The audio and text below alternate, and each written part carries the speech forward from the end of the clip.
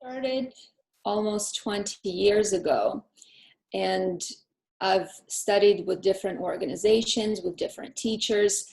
At first, it was psychic development with Stephen Robinson here in New York, and it was really more geared toward developing a psychic perceptions to become a psychic medium, someone who could do readings, who could communicate with the dead. So I got certified in that. It was a whole course that lasted for a few months. There's also an organization that is an international type of organization. They're called International Academy of Consciousness, and they have locations all over the world. And what they do is they teach people energy. And in terms of energetic know-how, this organization, I would say, is the best I have come across. So what they do is they teach people how to consciously leave the body, to astrally travel. They have a program called Consciousness Development Program that now is in its updated version, I believe, is in 5 modules. And then, of course, they have specialized classes that they teach about various topics. So I studied with them and stayed with them for a very long time, and took what I needed for myself, things that I could use, their energetic exercises, the knowledge that I gained about the energy, and the experience that I gained through working with them has been invaluable. And in terms of energy work, I would say they're top of the line. There are some things that I don't agree with them. I think they're catching up to the more quantum view of things, where they really held the line of things being linear, and we live incarnations one after another, and they really held to that. But the new generation of teachers, because they're constantly training new people to spread the information throughout the world, they're starting to really understand this and get to it. So I'm beginning to feel more aligned with them again. And I would say around 2009, I started studying channeling once again with a formal teacher in a group. And I was with that teacher for 10 years, channeling and refining my skills and my abilities. So it's been an interesting journey that's taken me through different places, different teachers. I've studied energy healing myself, and this is something that we're going to talk about. As I said, I've been studying energy and working with it for the better part of 20 years. Now, I can't say that this makes me any type of an expert in this field, because energy is such a complex and intangible area of study. As humans, we are extremely limited in our understanding of energetic reality because of our intense focus within the physical dimension. And of course, it doesn't help that our physical senses are actually quite ill-equipped to perceive subtle energies. So, as you listen to me talk today, I want you to keep this in mind so that you keep a healthy perspective about energetic healing. As I already said, I've been fascinated with all things paranormal and mystical since the early childhood. And this interest had put me on the path of exploring my spirituality. And of course, energy healing was a natural extension of that. But my interest in energy healing itself didn't really come into full focus until my own health issues began. And this was probably around 10, 12 years ago. So that's when I really started looking into healing, not only as an area of study or a skill, but more as something that would help me heal personally. At that time, my body was basically falling apart, and I was searching for ways to get well. the medical field had no answers for me and was pretty much of no help. So that being said, I didn't pursue energy healing as some sort of last resort or because the AMA failed me. No, I always believed in the value of energy healing, though, belief is not maybe the right word here, because belief implies blind faith in something that you're not even sure exists. And this wasn't the case with me at all, because I knew without a shadow of a doubt that healing, energy healing, was real. So for me, it wasn't a matter of belief so much. It was a matter of experience, because I experienced it. I'm pretty sensitive to subtle energies, and I can feel them in my body the way most people can feel heat, cold, pressure, or electricity. So when I was getting energy healings, it wasn't like I was just sitting there and feeling nothing and hoping, keeping my fingers crossed that something was happening. No, it was a very tangible experience for me. I would feel the strong vibrations in my body, and I would be aware of specific chakras that were being manipulated. And often I would sense and even see light beings and spirit guides in the room who were helping the healers and were working on me. So it's not like I needed proof. The issue was that despite all the healings that I had received, and believe me when I tell you, I saw a ton of healers in a variety of different modalities, from Reiki to channeling, to quantum healing hypnosis. I was getting healing directly from my guides by requesting it from them. And the whole time I was also consistently working with my energy system, clearing it and strengthening it. But despite all of this, I was getting nowhere. My health kept deteriorating, was getting worse and worse. I was sick, and I was so sick and tired of being sick.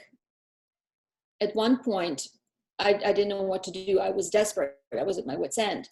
So I was asking myself, what am I missing here? What am I doing wrong?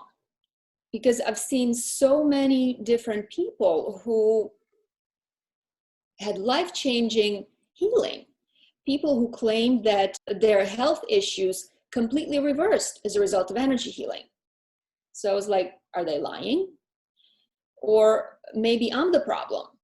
Maybe I'm some sort of a weird mutant or an outlier who is simply impervious to this sort of thing. So whatever the reason, I wanted to know why. And later I came across other people with serious conditions who went to energy healers with less than stellar results. One of my coworkers, for example, went to see John of God. I don't know if you've heard of him. He's a famous Brazilian healer who claimed to perform psychic surgery. And when he would come to New York, she would, pay a lot of money for the ticket to go see him. And, she claimed that after the healing, she felt amazing. It was great. And she believed that she was fully healed. But her remission only lasted about several weeks. And eventually she would regress back to her symptoms. So I started looking into the mechanism and the dynamics of energy healing within the physical body, asking my guides for information and an explanation for this incongruity, if you will. Now, I want to emphasize that I know for a fact that energy healing works and that it is real. The issue I was struggling with was the inconsistent outcomes it produced in different people. Mm-hmm. Of course, we have to factor in the level of skill or mastery of individual healers. That is always something we have to look at. But when we have many different people who go to the same seemingly very competent good healer, and yet they get such mixed results, I wanted to know, what is the variant that accounts for that? Why does it work in some instances, but not in others? And of course, I especially need to know this as a healer myself. I mean, how could I recommend that someone get a healing from me and charge them money for it when I couldn't even guarantee that it would work? So hopefully today, I'm going to bring some clarity to the subject for you guys to help you decide if perhaps energy healing is something that you would want to consider for yourself. What I found through my research is that the main factor that determines whether or not energy healing can be an effective way to remove specific physical symptoms largely depends on where these symptoms originated. But before we get into all these potential scenarios, I want to talk about the anatomy of the self, and I mean the whole self.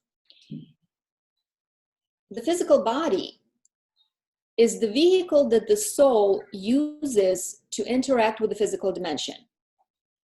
But of course, we are not just the physical body. Each of us is a multi-dimensional being existing simultaneously in many realities and in multiple densities. And we manifest in those different bands of frequency through the use of vibrationally appropriate bodies. And all this really means is that we have multiple bodies besides the physical one, which are all interconnected through a constant feedback loop and which continuously affect each other. We have the mental body, the emotional or the astral body, which is used for out-of-body travel, and we also have an energy body. So the mental and the astral bodies are more permanent in nature, in that they remain sort of stable and are not discarded. They remain with us through many incarnations.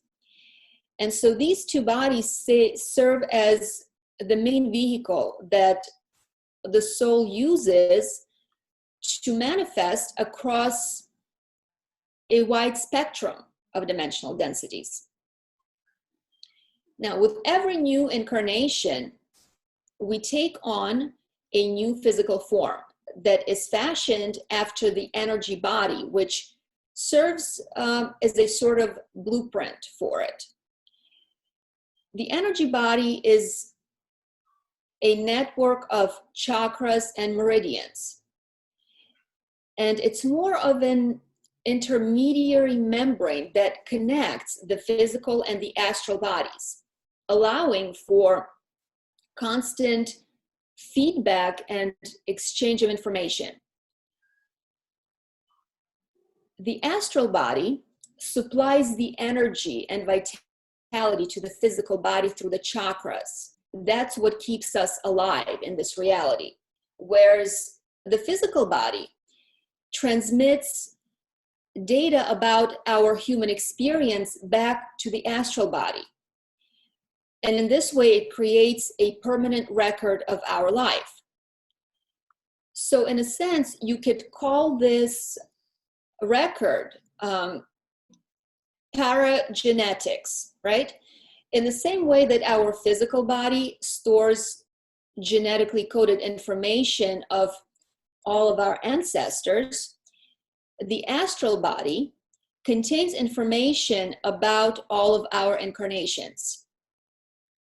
And because it holds information about all of our incarnations, all of our lifetimes, you could say that the astral body is karmic. So let's talk about what this means and what implications does karma have on the health of our current body. You could think of each incarnation as a type of existential program where the soul decides to focus on specific lines of development. In linear terms, and I talked about this earlier, even though this is not how it really happens because all lives exist at once, but you can still observe an experience and have it be totally valid. So just for the sake of convenience, we're going to put this in linear terms. The goals for every new lifetime will depend on the lives and the experiences that have already been accumulated. In other words, what the soul chooses to focus on next is going to be shaped by what it's already learned from its previous lifetimes. And this, of course, includes the mistakes that had been made and now need to be corrected. And based on what this new existential program is, the soul will then decide on the type of body that's going to be best suited for its mission. Whether this is going to be a strong, healthy body or a feeble, sickly one will depend on what we come here to do. This also means that the parents who will serve as the soul's entryway into this world will have been carefully selected based on their genetic strengths and weaknesses. I don't know if you are familiar with the work of Dolores Cannon, who developed the healing modality called quantum healing hypnosis, which is a type of past life regression where the client is hypnotized and is then taken through one or two past lifetimes. Even though now the more I work with people, not many people really go into the so-called past lifetimes. They go more to other planets, or they go into these amazingly stunning, beautiful, energetic dimensions where they're just beings of light. And a part of this modality is that once the client is finished viewing their past lives or other incarnations, the higher self is then asked to come in and the client channels their higher self. So the client then receives healing, physical healing, emotional healing, energetic healing from their higher self. And the higher self also answers their questions. So Dolores Cannon used to say that based on all of her sessions that she has had with people, hypnotizing them and taking them through lives and deaths that they have experienced and the time in between the lifetimes. What she said was that there is a much longer line for disadvantaged or disabled bodies than the healthy ones. And the reason for this is that a person can work through a greater deal of karma much more quickly and efficiently in a sick body than in a healthy one. So I guess this means that the people who are born with significant health challenges are working out quite a bit of karma, and they have a big existential program. Once again, I'd like to emphasize that karma doesn't mean punishment. It simply means correction. So whatever type of body the soul chooses for any particular lifetime, the soul's purpose for this is always to enhance its growth and evolution. From our human perspective, a healthy, strong body is considered good, and a sick one is thought of as bad. But to the soul, from its expanded point of view, this doesn't look the same way as it looks to us. The soul is more interested in value fulfillment, in learning lessons and having a variety of experiences, rather than having lifetimes that are pleasurable and easy and happy, and and we're rich and we're successful. Because where's the learning in that? So even when choosing a good body, the soul's motives are always geared toward learning rather than giving us some sort of an advantage. Now, one of the reasons a soul may choose a superior athletic body is if, for example, it has had a multitude of lifetimes where it had the tendency to focus on cerebral and intellectual expression, where mental capacity was at the forefront of its developmental goals. And since repeating the same kind of experience doesn't really have much value, it's sort of very narrow and limiting, the soul may then decide to change things up a bit by becoming a professional athlete in this lifetime. And this way, it can explore the idea of being more grounded and physically embodied, where there's less thinking and there's more doing, there's more instinctive expression of energy, there's more connection with the body, because doing so will bring more balance into the soul's own vibrational makeup. Of course, many times the complete opposite is the case, where the soul chooses an incapacitated body, like Stephen Hawking's, for example. I mean, if you think about his story and his illness, the man was literally all brain. And so a body like that is going to allow the person to focus their entire existence in a very specific way, giving them basically no other choice but to pursue intellectual development. His soul may have chosen that particular circumstance because of the vast amount of work it wanted to accomplish during his incarnation in terms of scientific discovery and contribution to the world. And to ensure that it would, in fact, get it all done, the soul preemptively eliminated all the ways in which Hawking could possibly get distracted, including the most simple, basic activities that we consider to be a part of our normal human life. Another reason a soul might choose a so-called defective body is to help them slowly ease into the physical experience. Imagine a consciousness, a soul, who's only had incarnations in an alien type of reality where the dominant body form was some sort of an amoebic blob, like a jellyfish. And imagine that now this being has decided to incarnate into a human existence.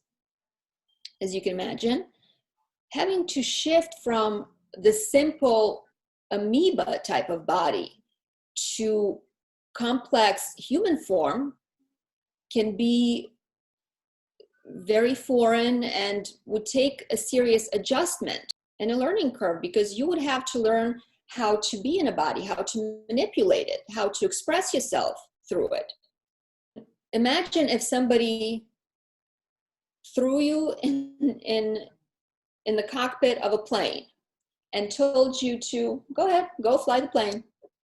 And all you ever really learned to do is how to drive a car. So are you going to be able to just go and do it, fly the plane? I don't know, probably not.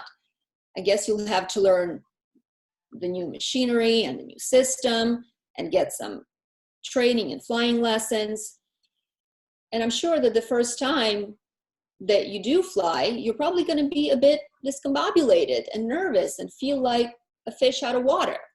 So in a case like this, the soul might choose a condition like, I don't know, muscular dystrophy, so that it can simply get used to the idea of just being in a human body before it can gradually learn how to manipulate it. So the point I'm trying to make here is that genetics are always karmic, and so are all congenital conditions. Some karmic health challenges are actually incarnational prerequisites and cannot be lifted. This means that the very essence of the incarnation and its potential for success literally hinges on a particular birth defect or illness being there. In other words, some health challenges are non-negotiable, and there's no healing modality or technique that could ever reverse them. One such example would be a person who's born without both of their arms and legs. Obviously, there's not much they can do to change that. A torso and a head is all they got to work with. And we may think it's awful and we may feel sorry for them, but think about it from a different point of view. Because the very specific and unique lessons they will learn and the knowledge they will acquire as a result of their disability could not have been attained in a body that was any less limited. Now, in addition to the congenital illnesses, there are other health restrictions that the soul may preemptively install and make a part of our experience at specific points of our lives. These could be illnesses programmed into our genetics that become triggered later on in life. They could also be diseases that we contract, like viruses and infections, or they could be health challenges that occur as a result of accidents. This particular type of health issues is designed to be activated only if and when we are veering off our path and sort of neglecting our life purpose. These health issues are much more flexible and can be lifted and healed if the necessary corrections or amends have been made by the person. I'll give you a couple of examples that I personally encountered with my clients during quantum healing hypnosis. One woman, I'll call her Maggie, not her real name, complained of chronic back pain, and she wanted her higher self to heal it, remove it during the session. And I thought to myself, well, this is going to be a piece of cake. I mean, what's a little backache? It's not like it's cancer or anything. But I was really surprised when the higher self said, nope, can't do it.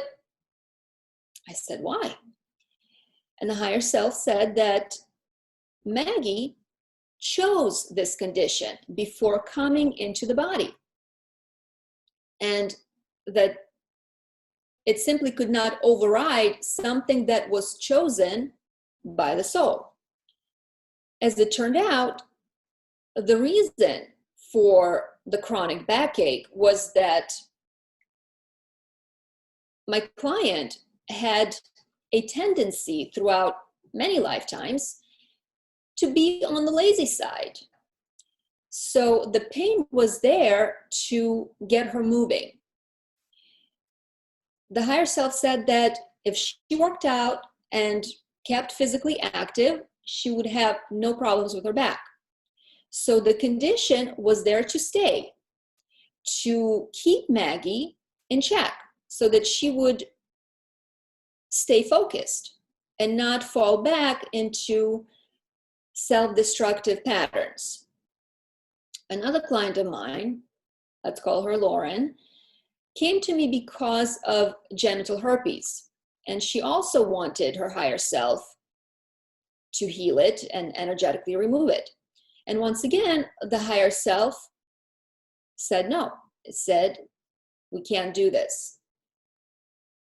The explanation was that the virus was contracted because Lauren's childhood sexual abuse was making her pathologically promiscuous, and it was making her act out in ways that was unsafe. It was also affecting her personal and professional life and causing serious issues emotionally and energetically. So the virus was actually serving a positive purpose in this case by inhibiting Lauren from acting out sexually with a wide range of random partners. And in this way, she was being forced to face her issues and work them out. So the higher self said that the virus could be healed and removed, but it wouldn't be possible until she healed her childhood trauma. So this was very interesting. Another way karmic information or reasons can affect our health negatively is when information from other lifetimes bleeds through unnecessarily creating symptoms in our current life. This could happen if there is a leak, if you will, from the astral body, because as I said, the astral body is what holds all information. It's the repository of all our lifetimes. So let's say that in one of your other lives, you died from a stab wound to the abdomen. And for some reason, this information, which has absolutely zero relevance to your current life, it's not something that is actually connected or needs to be worked out. And yet, this information wasn't completely sealed off. So now you may be experiencing issues with your liver, even though you don't drink or take drugs or have family history of liver disease. So in an instance like this, energy healing would actually work really well. It'd be really helpful and effective.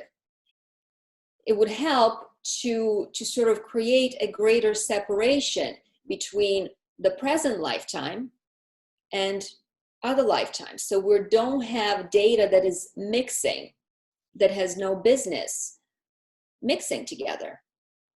Another similar transfer of unrelated karmic data can happen when we have failed to discard our old energy body from a previous lifetime. Now remember that with each life, we get a new physical body along with a new energy body, which is a copy of the physical one. And when we die, we not only discard the physical body, but the energy body as well. At least that's what is supposed to happen. Because once we're done with an incarnation, we no longer need that energy body, because it's specifically designed for that body only, and it would only work with that body. But sometimes it happens that the soul sort of does not get rid of the energy body. They're still holding on to that energy body. And most often this is the case because maybe they had a really strong attachment to that lifetime, or a strong attachment to that particular personality and identified too strongly with it. So what happens now when they reincarnate, in addition to their new physical and energy bodies that they need for their new life, they're still carrying that old superfluous energy body from the previous lifetime. It's almost like you're wearing a coat on top of another coat, right? So this inhibits you energetically. It makes it harder for a person to leave the body and have lucid out-of-body experiences. It also makes it harder for the person to sense psychically. It makes their energy system much more rigid. But another thing that happens as a result of this phenomenon is that whatever physical or energetic imbalances the past life personality may have suffered from can now be transferred onto you and can be affecting you in a present lifetime. This means illnesses, this means emotional issues, pretty much everything that's encoded in that energy body. So this would be another example where energy healing would be very helpful in loosening and maybe even disconnecting that body from the individual.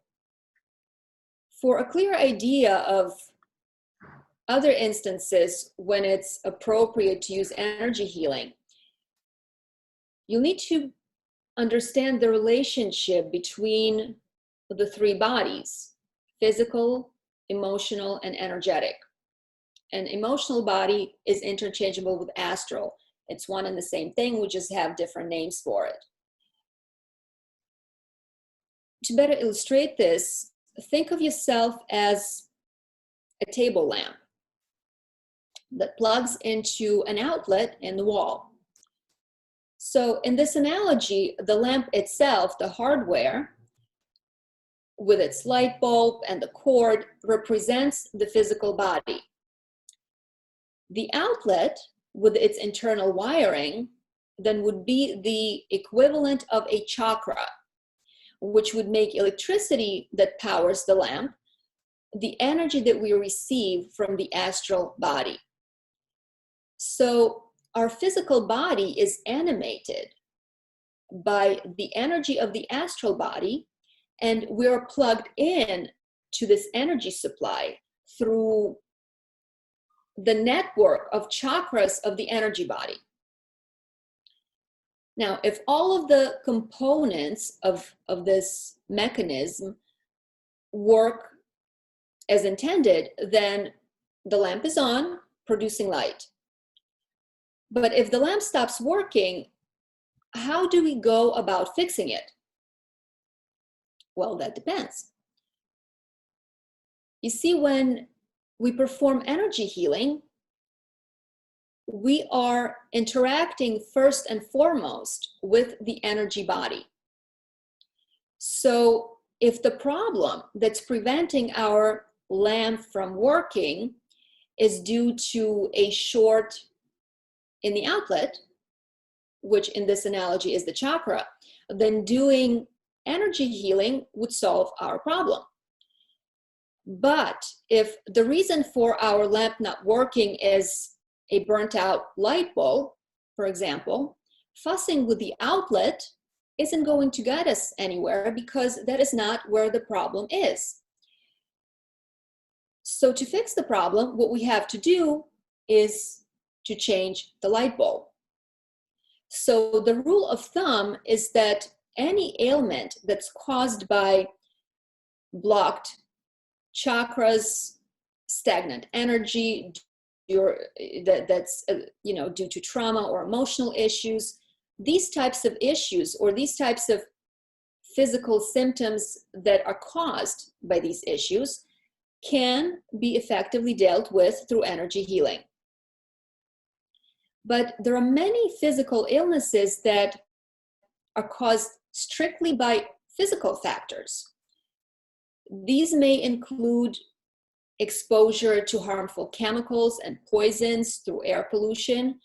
These could be through cosmetics, pesticides, pharmaceuticals, and cleaning products, or they could be caused by radiation, be it from nuclear disasters or the electronics. And of course, let's not forget our unhealthy lifestyle choices. So it is my opinion that when it comes to illnesses that stemmed from purely physical causes rather than emotional blockages or past life transfers of karmic data, the most effective way to deal with these illnesses is going to be through the physical methods, such as diet, detox, herbs, and fasting, because these are going to be way more effective than energy healing.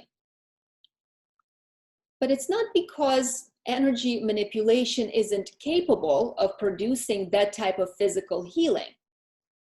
It's because the level of mastery required to impact the physical matter in a way that would rearrange its molecular structure is really beyond our present capabilities. And if we did possess that kind of energetic mastery and control in the first place, we would never get sick to begin with. So, is it possible to get rid of cancer or Alzheimer's through energetic healing? I believe that anything is possible. Theoretically, we could turn water into wine or teleport to the moon, and if we can do that, then we can certainly make tumors disappear through mental and energetic focus. But just because something is possible, it doesn't mean that you and I are going to be able to do it. I'm going to share something with you, so don't judge me.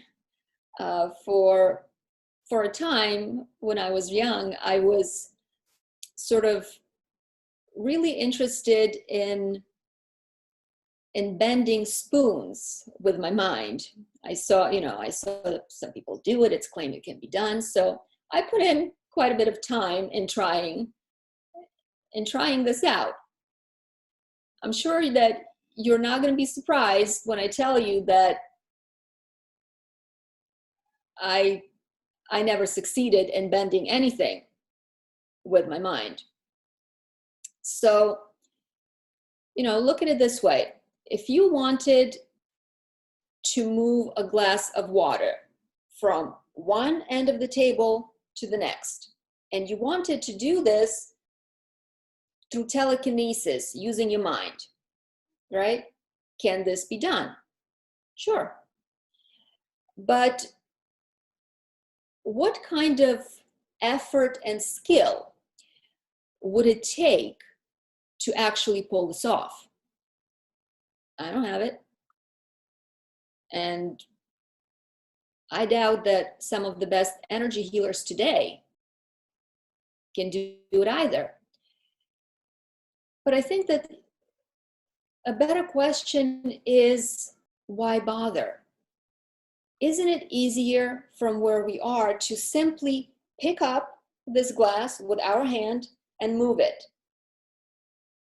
Imagine yourself sitting there for hours, maybe even days, straining, trying, focusing your energy, trying to and getting nowhere, where you can just easily do this. Bump, bump, right? So it's the same when it comes to healing the body. You see, it's actually easier and faster to create a healing effect within the body through physical action, because we exist in a physical reality that is governed by physical laws. So it's not that energy healing itself is limited, it's that we are limited in our ability to use it. But it's not so black and white, because as I said, everything is interconnected. If the damage from the physical factors that I mentioned earlier is extreme and significant, like let's say you were exposed to radiation from the Fukushima disaster, right? So it's going to affect your body for many years to come. Or maybe you have been continuously abusing your body through different substances like alcohol, drugs, food, and so on. So even though these are purely physical factors, the damage that is caused to the body will inevitably begin to affect the condition of the energy body,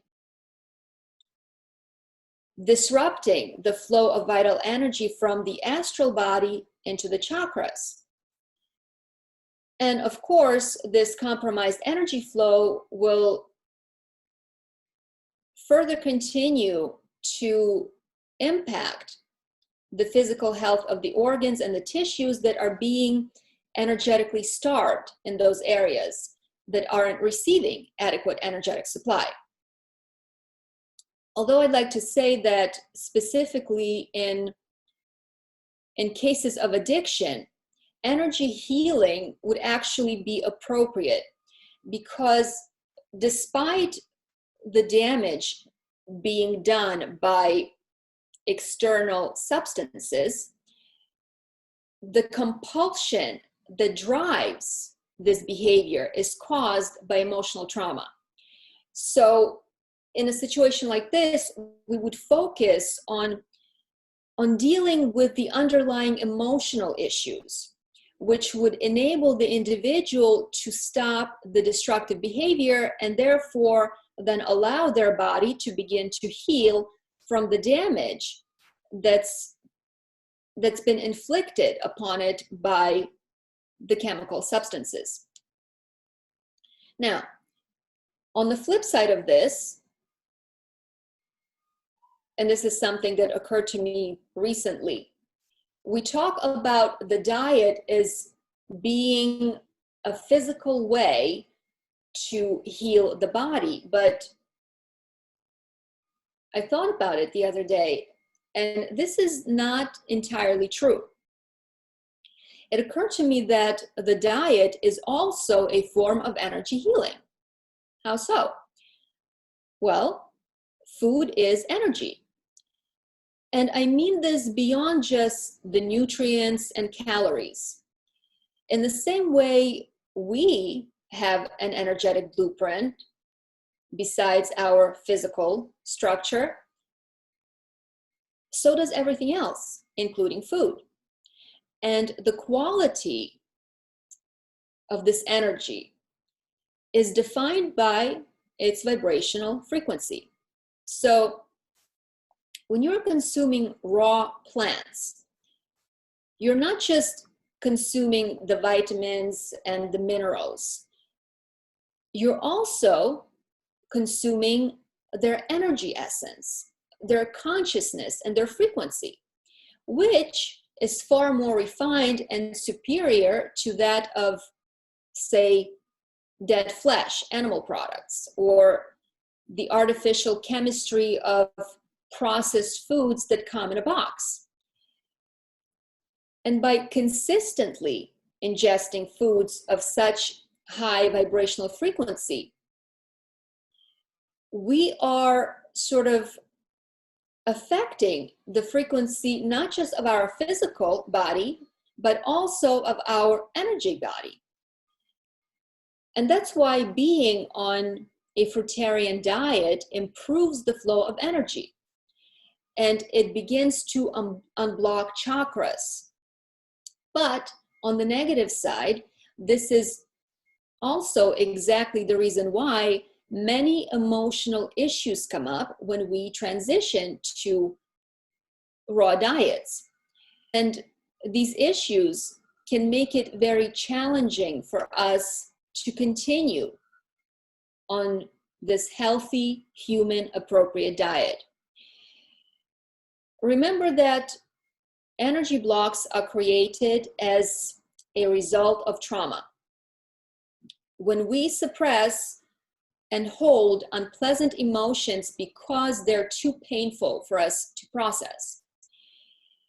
So when the energy is not allowed to flow, it pools and sits and becomes stagnant, sort of like lymph, if you think about it. Eating high frequency fruit loosens up that stagnant energy. And as it begins to move and flow again, we start feeling the emotions behind it.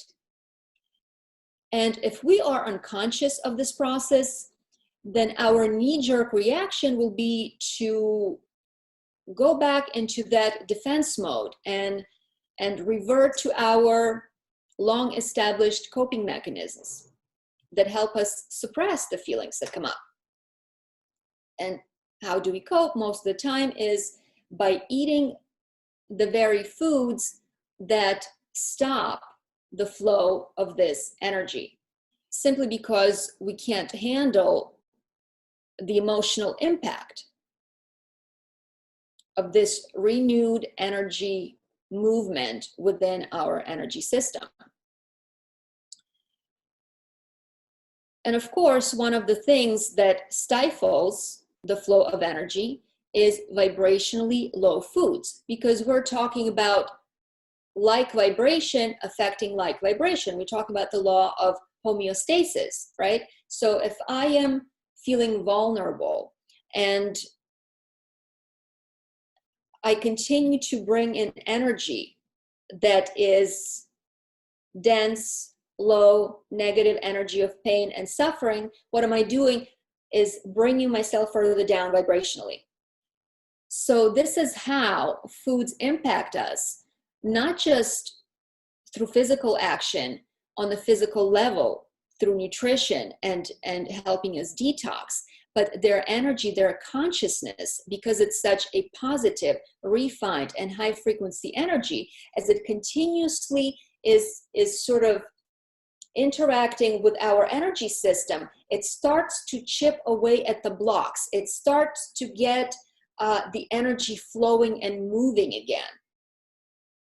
So a lot of the times, people can't deal. They simply don't know how to deal in many instances with these emotions that are being released by the action of the fruitarian diet. And so what happens is that we swing from one extreme to the other by, basically going off the deep end and binging on cooked foods or processed foods or even, meats and animal products, because due to unawareness, we just want to not feel. And what has always worked for us is suppressing, putting something in our bodies so that we don't feel. And those foods, low energy foods, are the perfect energy for that, because what they do, they stifle the flow of the energy within our energy system. And this is why so many people get stuck in a vicious cycle where they cannot maintain the diet and are unable to progress beyond a certain point, and basically are sabotaging their healing process. Now, I think that the most important thing that I would like you to take away from today's discussion is that ultimately, all healing is self-healing. I think that people go to healers because they're looking for a magical solution, one where someone else does the work for them and instantly takes away their pain and suffering. But unfortunately, it doesn't work that way. What most people don't realize is that a healer doesn't actually heal them. All a healer does is impart a sample of a healthy vibration onto their client, thus giving them a baseline of the frequency range that they would have to maintain in order to continue to feel well. So this is done by transposing a specifically coded frequency over the existing one in an effort to either alter it or cancel it out. Now, as I said, we all have a basic dominant vibration that is our personal energetic frequency. And we're going to make an assumption that this frequency of ours has to be out of balance in order for us to have an illness or an ailment or some kind of symptom in our body. There would have to be some kind of a block or a kink, if you will, in our energetic matrix that's disrupting the normal flow of energy. You can think of a water hose that maybe was bent and folded under some type of heavy weight for a long time, creating a crease that is now preventing the water from flowing through it. So the objective of healing would be to straighten out this creased portion of the hose in order to restore the flow of energy. But if you ever had to deal with this type of situation in your life, then you know what happens, right? You straighten out the hose, and at first the water starts flowing. But then this hose that's been pressed and folded into this creased shape over a long period of time invariably wants to go back into that folded shape because it's gotten used to it. And the same thing happens when we apply healing energy to our dominant base frequency. And that's why in the vast majority of cases, people who get energy healing experience only a temporary short-term improvement in their condition, but then invariably end up reverting back to their original state of being unwell. What does this mean in terms of energetic healing? This means that for the energy healing to result in a complete release of symptoms, a couple of things have to happen. Either the energy that the healer is bringing in has to be strong enough and pack enough punch to overcome the resistance of this proverbial kink in the hose that wants to keep going back into its acquired position that's become so comfortable. Or we have to keep straightening and unfolding the hose continuously until it loses this reflex to fold back down. But it's not just that. You see, you would actually have to make sure to keep straightening out the hose as soon as it begins to fold again, because the longer it's allowed to stay in that folded position, the more it wants to stay there. And the more work it's going to take us to get it permanently straightened out. The same thing happens to our energy system and to our physical system. And this is what I meant when I talked about needing to maintain the frequency that was received during the healing.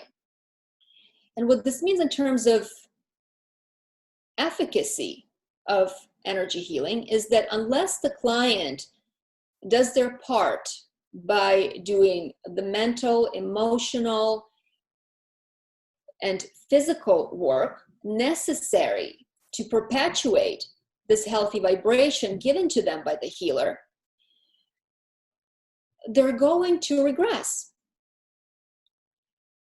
Their other solution would be to continue having repeated energy healings, time after time after time, having the healer give them the energy, having the healer give them the energy, right? So it would be the equivalent of us having to straighten out the hose as soon as it folds, straighten out the hose as soon as it folds, right? Ad infinitum, until we make enough of a buildup of that energy where it reaches a certain point where it permanently straightens things out. But how feasible is that? How many people can afford or even have the time to get several healing transmissions per week for, for months and months and maybe even years on end?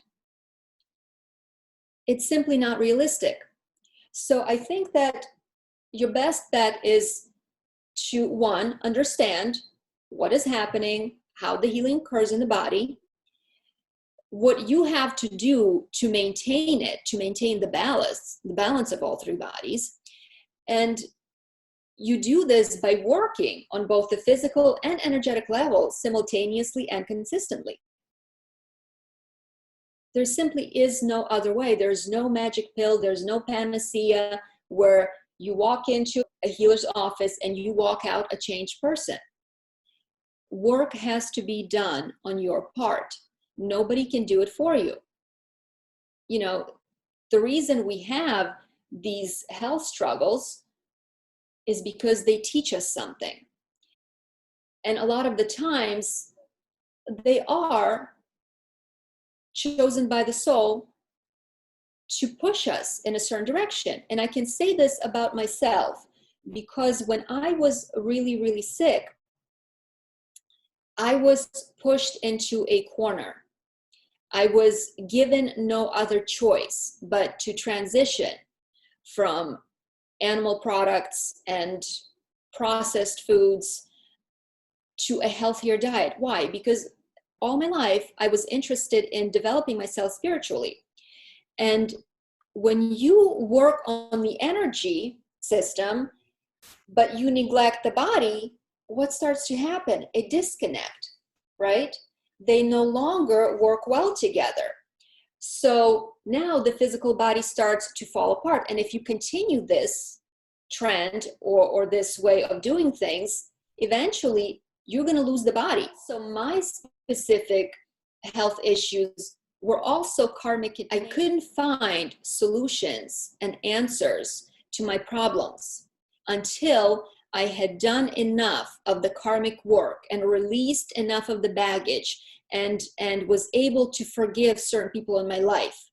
And it's not that the information wasn't there or it wasn't available. No, it was always there. Dr. Morse has been on YouTube for over a decade now, right? And yet I never came across him. I never saw this information despite all the research I've done. And I'm very good at doing research. So in a sense, this information was literally invisible to me. And I could not find it until I had done the necessary work for my soul to say, okay, now you're allowed to heal. Now you can actually work on your physical body and have a balanced and fulfilling life. So that's sort of my story and my understanding of this. And so if you guys want maybe to share your own experiences or you have any questions about what I talked about or any questions in general, I'm here. Okay, we have a question on the chat from Laura. Can you see? All right, so the question is, energy healing has to be physically. Chakra is something real, or is it possible it intended for explaining a way of energy flowing through the body? So I'm not sure if I understand the question, but I'm going to answer the question that I think Laura is asking. So I don't know what she means by energy healing has to be physical. I don't know what that means. I mean, we're physical people. We walk into a room to see a healer who interacts with our physical persona. But as the energy goes in, the energy actually interacts with multiple levels of who we are, okay? Whether or not we actually sense it. So chakras are real. And if you have the sight, the clairvoyant sight, you can actually see them. They're these brilliant blobs of energy, and they have structure. And they, they're not like the way you see them in pictures. No, these are energetic constructs, and they're constantly moving, they're animated, they're constantly shifting and changing colors. The chakra is then the portal or a vortex that allows for the energy, for a two-way flow of energy back and forth. And energy is information, right? So we receive the life force, but we also receive the information. We're constantly connected to our soul through the chakra system. And specific chakras, they have certain areas of placement on our body. And where these chakras are located, they're actually nourishing the organs and the tissues of the body. Okay? And is it possible for explaining a way of energy flowing through body? If you are to shift your awareness a little bit from the physical and focus inward, you may, if you have enough sensitivity, to start feeling this subtle sort of movement around you. So your energies, you have your physical body, but your energy system actually goes out around 360 degrees, about 3 to 5 feet, and it expands or contracts based on our interactions, based on our mood, based on our physical health. So these energies that they're constantly moving. They have a rhythm. This is not like a static mist type of thing or a cloud. This is a dynamic force. Energy has movement, it's action. So depending on how loose or rigid your energy system is, you're going to experience certain things. So for example, a person who is very closed off and has a very rigid energy system where there's very little movement in the energy system, that person is going to lack energy and vitality. That person is not going to be very intuitive. That person is not going to have awareness of energetic things and psychic things.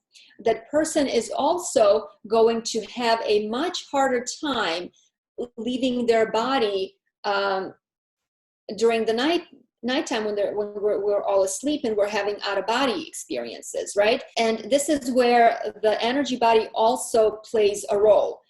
The more that energy system attached to our body, because it's so rigid and stagnant, the harder it is for us to actually separate from the physical body, for the astral body to actually separate from that portion of the energy body that's connected, that is in between the physical and the astral.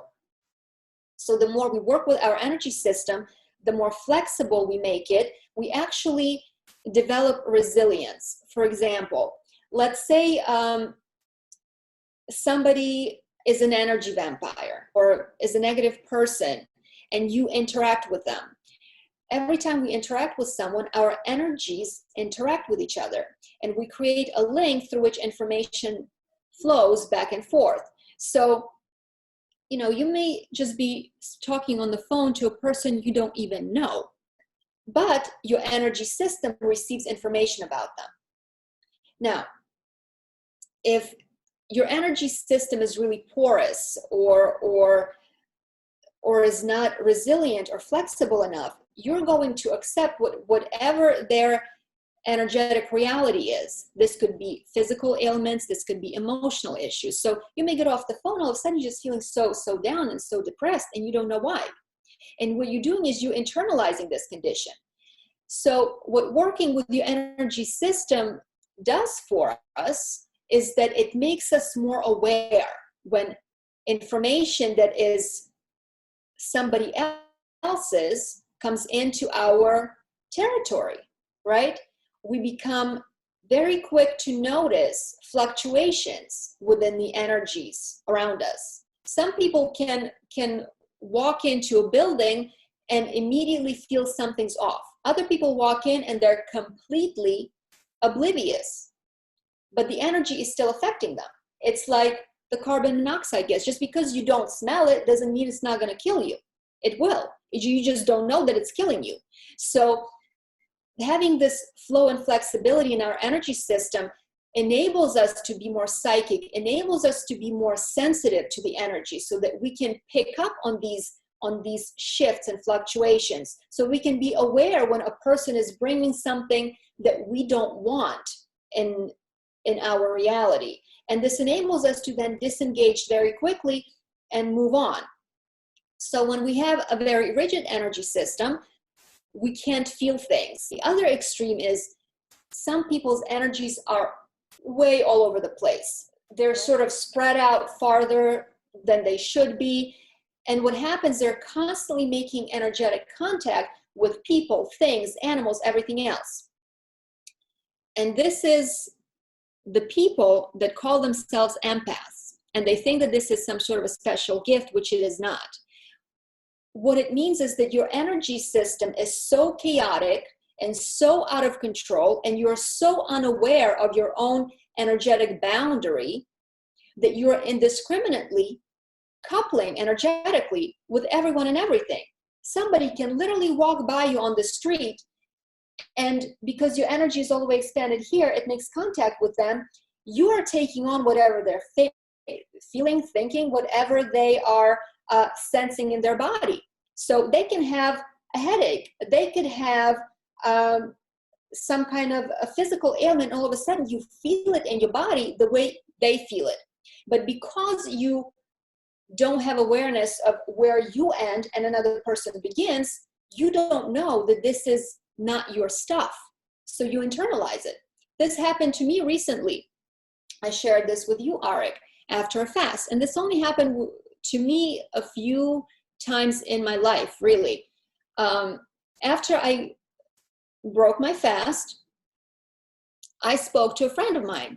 And we have a mutual friend who has cancer, who has stage 4 metastasized cancer that is now everywhere in her bones. And she is very fear-based. And she actually, this person was a raw vegan, which put her in remission for 9 years. It actually helped her and worked for her. But then she decided to go back to enjoying her life by drinking wine, having cheese, having pizza, because she wanted to live, right? So of course, cancer came back. And now she is basically in last stages, and she is on chemotherapy again. She's taking chemo pills. So I asked my friend how Jennifer was doing, because I was concerned.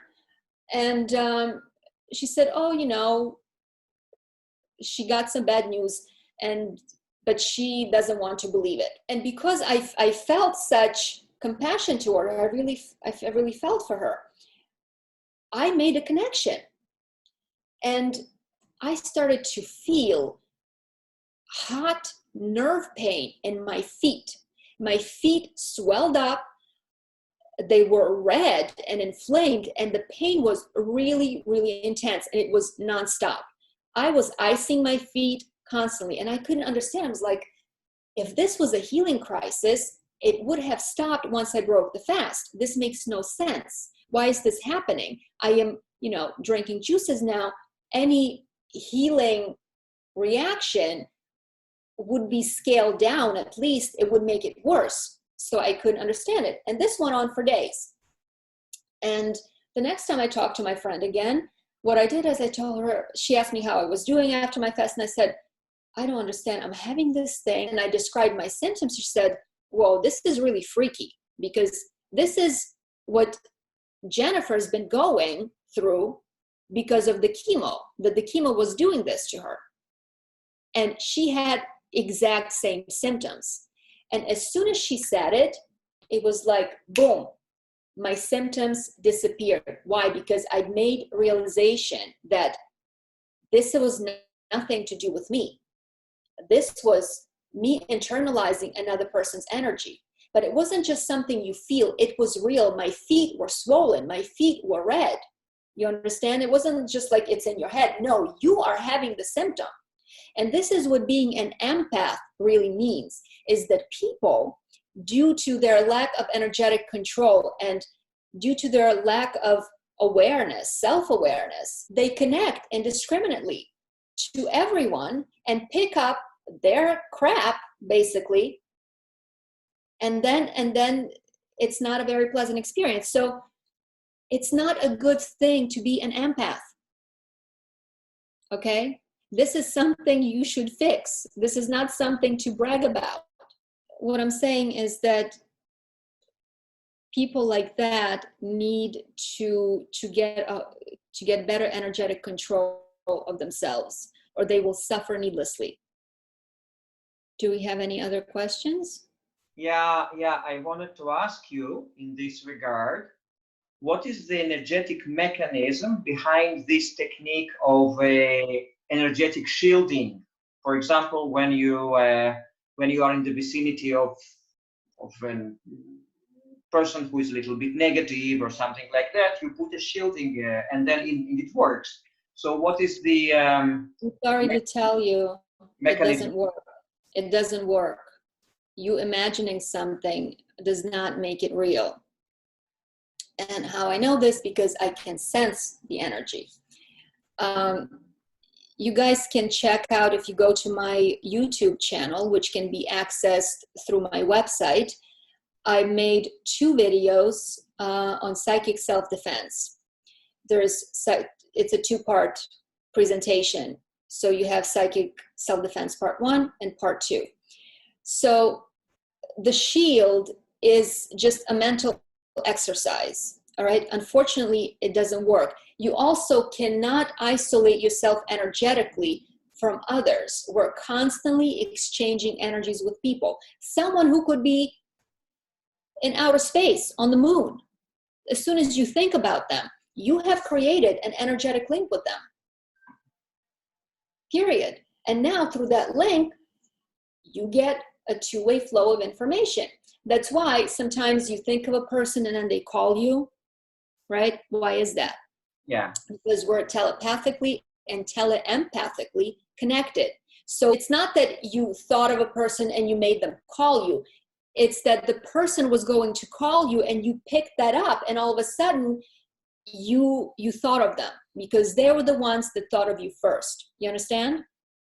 Could you please repeat it again? Is that as soon as they decided, made a decision to call you because they were thinking about you, you started to think about them. You understand? You became aware that their energy was coming in to your basically energosphere, right? So there's no such thing as I put myself in a shield or a bubble and I'm safe. It doesn't exist. There are exercises that I talk about in my videos that would take a very long time for me to go through here in a few minutes. And I recommend that you guys check them out. What works is really maintaining a certain vibrational frequency. What works is maintaining a level of mental and emotional hygiene, okay? Because if you are an angry person or if you are a negative person, you are emitting a certain type of frequency, vibration, which is information. And we know that like energy attracts like. So what happens is that now beings around you that are of a similar frequency are going to gravitate towards you, both living and dead, all right? You may also want to check out my video on psychic intrusion and vampirism, where I explain that we're constantly actually attracting disembodied entities, all right, who are resonating with our vibration. And I think there's an important aspect to this, especially for people who are transitioning diets and are trying to get well. Because you see, when a person dies, but they want to remain in this physical dimension in order to continue to enjoy certain things that they liked, be this drinking, smoking, drugging, sex, gambling, they want to continue to receive this supply, right? But when you don't have a body, you can no longer experience this. The only way for someone to do that is by attaching themselves, just coming close, coming into your energy system. Because like I said, any coupling creates a flow of information. So now this being can experience what you are experiencing, right? So if a person is trying to quit smoking and they have had a relationship, a parasitic relationship with a being they're not aware are in their energy system that is getting the sensation, the pleasure, the physicalized pleasure of what it feels like to smoke or to eat a specific food, right? So now you're trying to change a lifestyle, they're going to make it very difficult for you. Why? Because what they think you're aware of. But just because a thought occurs to you that you are aware of a thought in your head doesn't mean that this was your thought. Have you ever had a situation where you had a thought and it sort of like surprised you because it is not the way you normally think? You go, whoa, this is weird. Why would I be thinking this? Well, you are not thinking it. Somebody else is. And this is a being or an energy that's very close to you. And because you're connected to them, you're aware of their thoughts and they're aware of your thoughts. And you, in the same way, are going to internally process whatever feelings they have as your own. So when you are going into detox and you're going from a very bad diet that you really liked, but your body didn't like, right? And you have a relationship with a being that's been there, and now you say, you know what? It's like breaking up with a friend. And that being doesn't want to leave. Why? Why would they want to leave? It's convenient for them. It's right here. Why do they need to go and find somebody else now? So what they're going to do, they're going to make it very difficult for you because they're going to make you feel cravings. They're going to make you have thoughts that justify and explain why it's okay for you to go back to the destructive behavior. And if you're not aware of this aspect, then it can be a losing battle. The worst type of addiction you can have is sex and porn addiction, and specifically porn. Once again, because you're going to attract a lot of beings who are going to be using you as a surrogate for certain types of feelings, sensations they want to experience. But what happens is that, you see, when you connect to one being, you don't just connect to them. You connect into the network that that being is connected to. So when you, let's say you are watching porn on the internet, you're not the only person watching that video. There are thousands, maybe tens of thousands of people that are watching it. And through this connection to through energetic link that you have to the actors on the screen, you now also connecting to all the other people. And what's happening, it's like it's an energetic version of infectious disease. You're picking up all the garbage from people you don't even know, you never met, you never saw, and yet they have access to your energy system. They have access to your energy. So in some ways, internet porn is even worse than heroin or crack, because you're connecting to so many more beings. So we're constantly exchanging energies. We're never in a vacuum. The only way to protect yourself is to keep your frequency as clear and as positive as possible, because that automatically disables pathological connections, disables connections to negative beings and negative energies, because they simply cannot coexist in the same space. Okay? So that's one way. I also did the video on exercises that are very detailed, and this is the energetic techniques I actually learned from the International Academy of Consciousness. and they're extremely effective. And how I know, because I feel it. If a person is exteriorizing energy, basically sending energy outward, I will feel it. If you are doing the voluntary energetic longitudinal immobilization, which is you're moving the energy inside your body as if it were a tube up and down, what this does, it gets the energy moving and flowing, right? It unblocks things. If a person is doing that, if they're effectively moving their energy, if I wanted to send them energy, I can't do it. And I feel it's like my energy is hitting a wall. Do you understand? So these things work, they're effective, but it takes work. It's like exercising. The same way you exercise your body, you have to exercise your energy system. The same way you clean your body by taking a shower every day, you have to clean your energy system, because every day we pick things up. You go to sleep, you are traveling astrally, you're picking things up there, right? So there's never an instance where we are not connecting to other energies. The only thing we can do is control our frequency, because that will either bring people in or keep people out, both living and dead. So basically we could say that the main benefit of different meditations involving visualization is just that it uplifts you in terms of frequencies in general. Like correct. It uplifts you regardless of whether you are imagining shield around you or the beam of light entering into you. So it just uplifts you. It's a psychological trick to shift your awareness to a more positive, pleasant state of mind. And when you do that, it raises your frequency. Yeah, so that's basically the mechanism. Yes. Amazing, amazing, just fascinating. I also wanted to ask you, you mentioned personal stories of some of your clients, and then at some point you have discovered, or they discovered, that this particular physical condition was given to them because in order to either to prevent them from doing something or to push them into a particular direction in terms of their doingness. Now, if you do discovers, if a person does discover something like that, like I have particular physical conditions and it has, I've received it because of particular reason.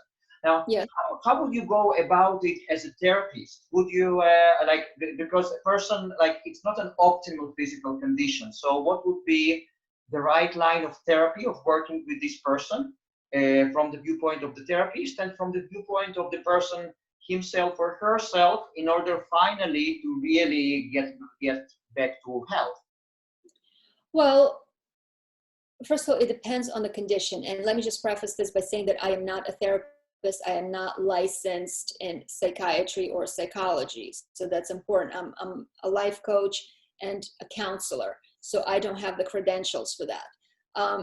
But in the examples that I cited, there really wasn't much to do. You see, I don't know if you're talking about things that, the specific examples where people could manage the condition, you understand? So it wasn't like you are stuck with it. It wasn't like that. It was, if you do X, Y, and Z, you're not gonna have this problem. Do you understand? So it's up to the person to then decide whether or not they want to do the work, because they're given, you know, a way out of this. So in case of those two personal stories that you mentioned, let's say this woman had her backache, or another woman had her another condition, but they could manage it if they did something that would be required from them. Yes. So if you know, the first woman with the backache, if she just kept working out, she'd have no issue with her back. It would be a non-factor. It's only when she would start to, you know, revert back to those old patterns that are not so great that the pain would come up again, right? Not a big deal. You chose this. And it's not like, because the words you used were given to you. It's not that they were given to, we chose them. We are the soul. You understand? Even though most of the time we are speaking from the perspective of the ego. And this is why we resist it. Oh, I don't like this. Why do I have to deal with this? This is not fair. You understand? But if you really view yourself as the whole self who made these decisions, like if you are an alcoholic, you're going to say, you know what? I cannot walk into a bar. Why? Because if I do, I know I'm going to drink. So it's the equivalent of that, where the soul goes, I'm going to stop you from walking into that bar. I'm going to put something in, because I know that once you're here, you're not going to remember the things that you told yourself and the promises that you made to yourself. Because when you were in expanded state, it's very easy to say, oh, why would I do that? But when you come here, you're in a body and you're struggling, you have maybe physical pain and you're unemployed. It's very difficult to think from that higher perspective, like, I don't need this, right? And because the soul knows itself intimately, it knows that if I don't do this, I'm going to go back to that bar and I'm going to get drunk again. It's really, we're doing this to manage our negative traits, our flaws, right? To become better. So it's not something that we should look at negatively. It's actually an aid of sorts. We installed these programs from the soul perspective to actually help us. Once you understand the reason for it, then you can go, okay, I got this. So you have to decide what it is that you want and how important it is for you to be well and not have these destructive patterns as a coping mechanism. Amazing. My last question is about the phenomena of instantaneous healing from the energetic point of view. We have had lots of instances where when people changed their religion and then they got this healing, or they came to a particular place that is known for its healing powers, to a particular tomb of a saint, and then suddenly, they were blind and they started seeing, paralyzed, started walking. So in terms of what you have been talking about today, how could you explain this phenomenon? I think we also have to be a little bit skeptical, because, like I said, I had people that made certain claims today, and 3 weeks later, those claims were canceled out because they were back to where they used to be. So we don't know if these instances actually were lasting. A more likely scenario of this sort of thing happening is after a near-death experience. You may have heard about Anita Moorjani. Mm-hmm. She wrote a book. She's Absolutely. become a speaker, right? This woman had metastatic cancer, was riddled with tumors, has a near-death experience, goes to the other side, looks at her life, all of that, comes back, has a brand new body. And this can get a little bit complicated, so I'll try my best to keep it simple. You right now is only one version of many Ariks, okay? We live in the quantum field of probabilities. Every time you make a decision that if you had two choices, you decided on choice A, choice B is automatically being lived by an alternate version of you. You understand? There are countless alternate versions of you living their lives in realities just as real as your own. So when Anita Moorjani had the near-death experience, what technically happened was that she actually died in one reality. You understand? She never came back to the same reality. What happened is that another version of her had a slightly different experience. So what happened, she actually woke up as another alternate self. It's like when people have these really bad car crashes and they survive, they go, I don't know how I survived. Well, you actually didn't survive, but because there's been a sort of transfer of continuity, what you did, you shifted to a parallel reality. And that other self is very much like you understand, maybe slightly varied, right? So you're continuing on as if nothing happened, but in reality, you actually died in there, but you don't have that awareness because you shifted. So in these instances that you are referring to, a lot of the times is that the person simply shifts into a different body. And you see, reality we perceive as this continuous thing, but this is not the truth of what reality is. Every moment is a snapshot, right? And it's frozen.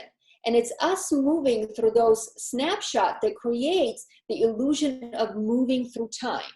So if you imagine yourself, if you maybe you put on the board a bunch of different snapshots of you doing things. So, and maybe snapshot A here on the bottom is your starting point. But what happens, it's not like you go in a straight line this way. It's that at any time you can jump to any snapshot on the board. And anytime you choose which way that line goes and curves, that is going to make up your history, your past, what you perceive yourself to be. What you think of as past, present, and future is the same moment viewed from different point of view. So what we're doing, we're shifting through the snapshots of images. It's almost like you have a picture of yourself and you're doing different things. So in this picture, you have, yourself where you're sick, but all of a sudden you make a jump to a picture where you're perfectly healthy. You understand? This is what happens. So there's a channel named Bashar, the being that's channeled by Daryl Anka. And this is what he talks about, how to quit our addictions the most effective way by understanding this. So it's not about being the person who suppressed their drinking urges or their eating urges. No, it's about shifting into a reality where you never the version of yourself who even had those urges. Do you understand? That way there's nothing for you to continuously fight and try to maintain in terms of sobriety. Yeah, because you never had it in the first place. Correct. So it's still you, it's just a different version of you that never had it. And so we're constantly shifting between these various versions of ourselves on a daily basis. We're shifting billions of times per second. We're not aware of it because the brain creates the sense of continuity. Each moment we're actually fading in, fading out, fading in, fading out, but we don't perceive that. We always think that we're here. Mm-hmm. We don't perceive those moments in between where we actually faded out and we're not here. Mm-hmm. And it's all because it makes better sense to us. It's easier. But the more expanded you become, the more malleable your reality is. It's easier to shift through these things because things are not as rigid and set in place. So you will start to see more and more confirmations of this. The more you open to it, the more you start to observe your reality as this virtual simulation that you are creating on a moment-to-moment basis. Every single person on this planet is creating a separate reality that is theirs alone. Your reality is only yours. I don't exist in your reality, and you don't exist in mine. I create a version of you in my reality, and vice versa. It's like, imagine when you have a dream, and in your dream, you are having some sort of an interaction with your parents. Maybe in your dream, you have dinner, there's a birthday party. Now, let me ask you, when you wake up, and you maybe forgot something that your father told you in a dream, are you going to go to your dad and ask him, Dad, what did you tell me in that dream? No, because you know why? Because your father was never there. Our reality is like that dream. We create certain scenarios. We create interactions. We create people that are very real to us, but they're like those dream people. They're only versions that we created out of our own particles, and those people have their own reality that has nothing to do with ours. I don't know if you guys have access to HBO, they had made an excellent show called Westworld. I don't know if you can watch it online. There's only 3 seasons of it, and whoever wrote that show is really aware of how reality works. It's brilliantly written. You know, I really recommend it, because they capture this as a story, and you see it, and you see the different layers, and it's gonna make you go, wow. It's really amazing. What is the name of the show? Westworld. Mm. Laura says that she has seen it. Yeah. Yeah. Okay.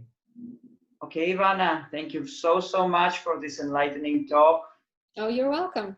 Thank you so much. And yeah, hopefully we'll see you in the future. Okay. Thank you so much. Take care. Take care. Bye-bye.